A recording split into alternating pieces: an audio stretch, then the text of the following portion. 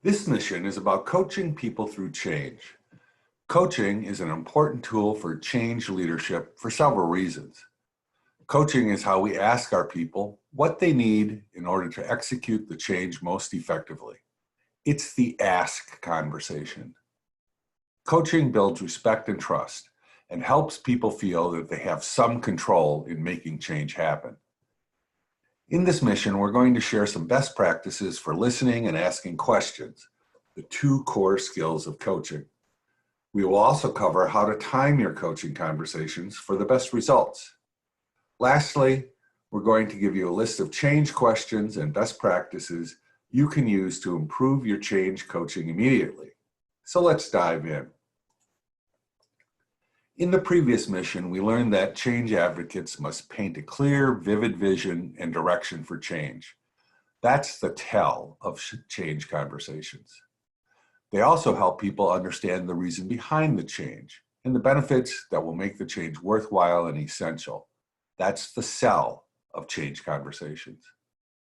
Finally, they must turn and ask their teams responsible for executing the change what they need to move forward most efficiently and effectively.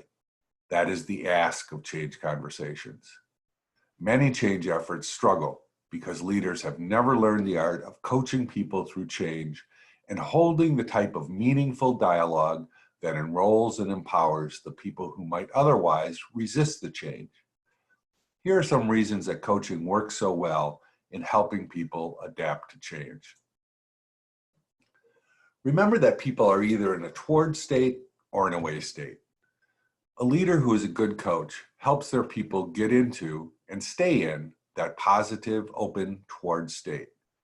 Leaders who coach build psychological safety in their team members and create high trust teams.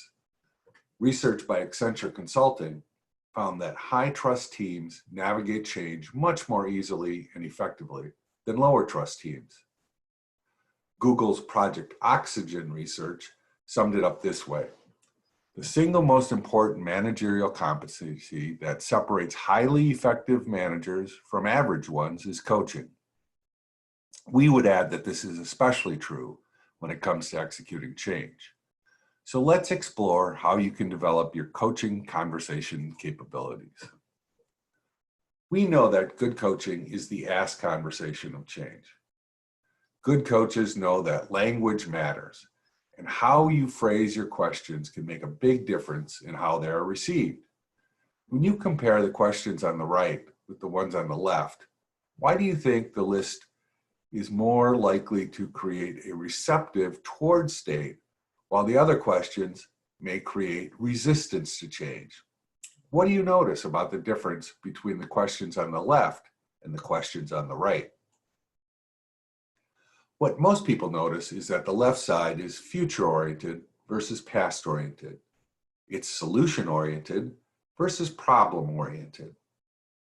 The questions are open versus closed, and it's about joining hands on the left while pointing fingers on the right. Others notice that the words on the left are more respectful versus the questions on the right can come off as disrespectful. Careful phrasing of the questions we ask about change can make all the difference in the change receptivity of our people.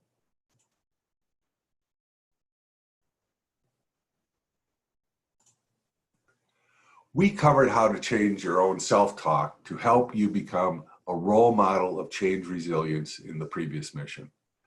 As a coach of change, you'll want to listen for the type of things your people say about change, particularly when they're struggling with the change. When you see someone struggling with fixed mindset and self-limiting language, encourage them to try on some new, more positive ways of talking about their struggle with change. You might even share how this practice has helped you become better at adapting to change and seeing failure as a learning opportunity. The four-step GROW questioning process is the easiest way to coach people through almost anything, including change. Asking questions using the GROW questioning pattern is a keystone coaching skill. The GROW coaching conversation steps are like a four-step dance. Anyone can learn the 4 steps pretty easily, but becoming masterful at it is a lifelong practice. The dance analogy here is a good one.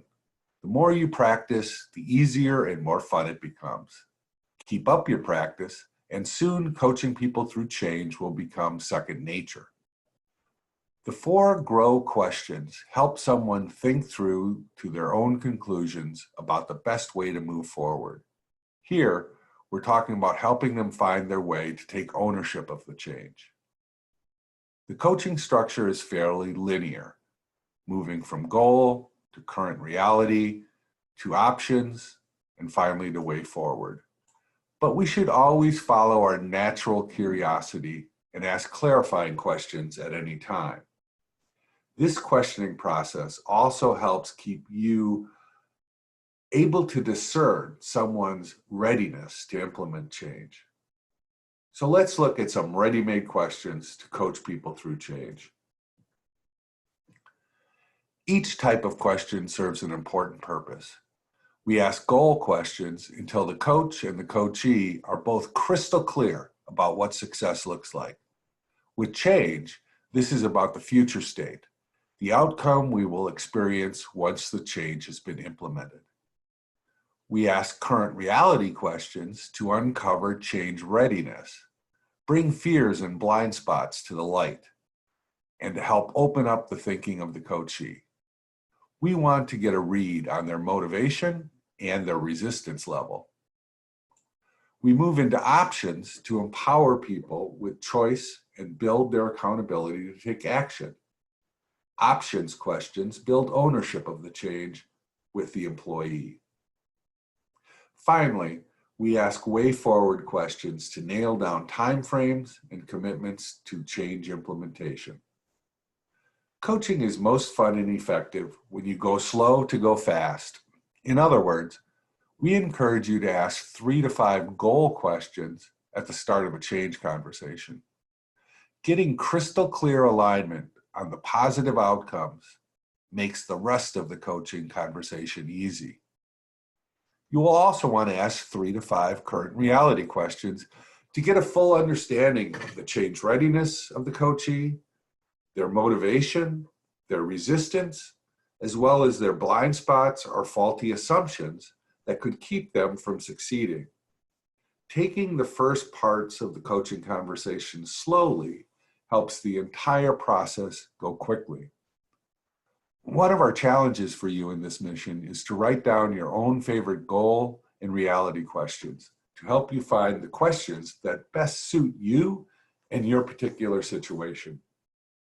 To help you get started, we're going to put this slide in the mission as a download so you can keep it handy as you gain comfort in the GROW coaching process.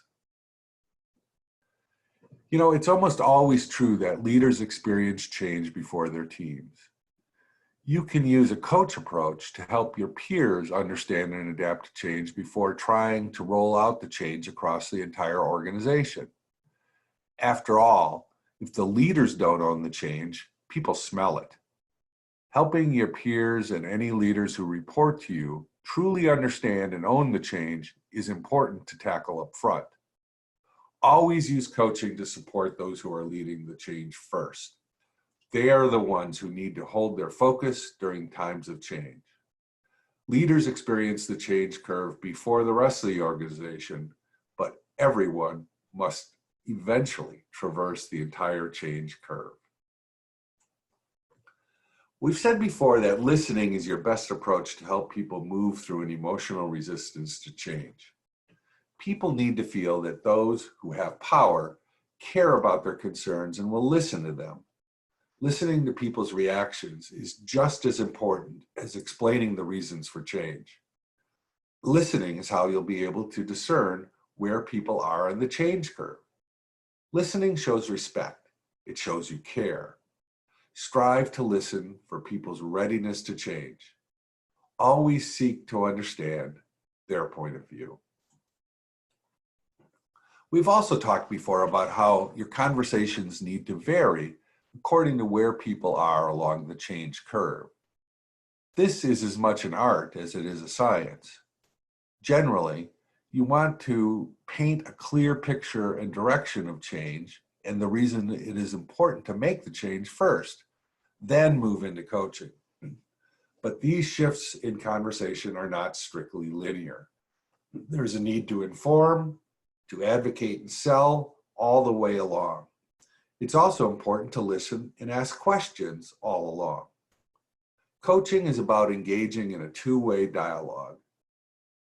People always adapt better when they are listened to and they feel they are part of the change.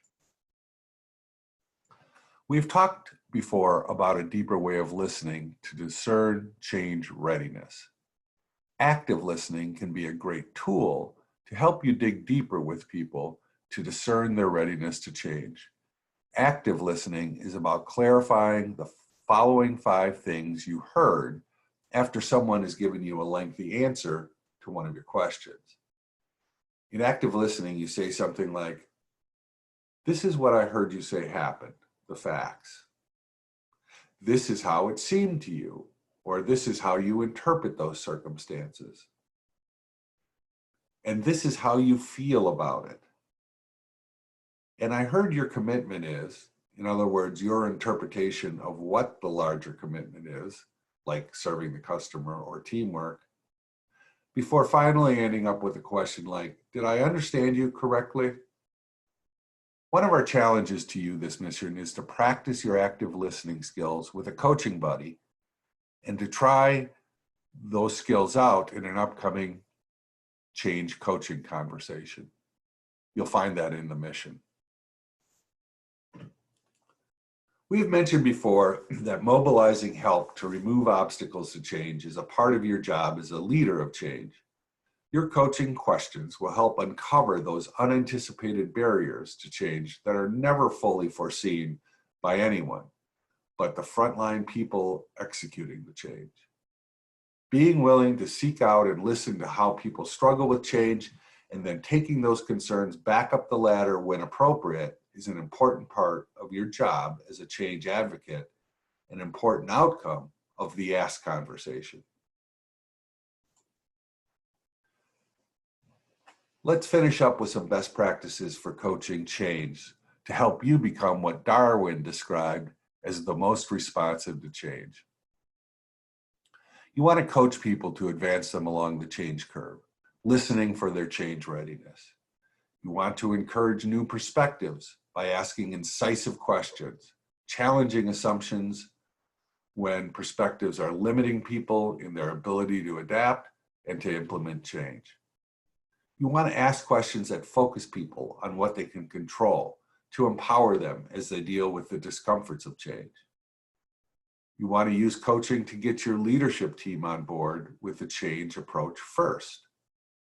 You want to listen for unanticipated obstacles to change, and then, if necessary, report them back up to the people who can help remove them. You want to keep searching for better ways to ask questions, to become a virtuoso at coaching people through change. That's something you can develop for a lifetime.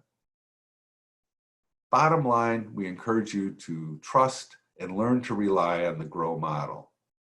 It never fails. For a deeper dive into the GROW model, check out our full Coach to Lead program at learn.coachtolead.biz. Good luck with your Ask conversations and helping people through change.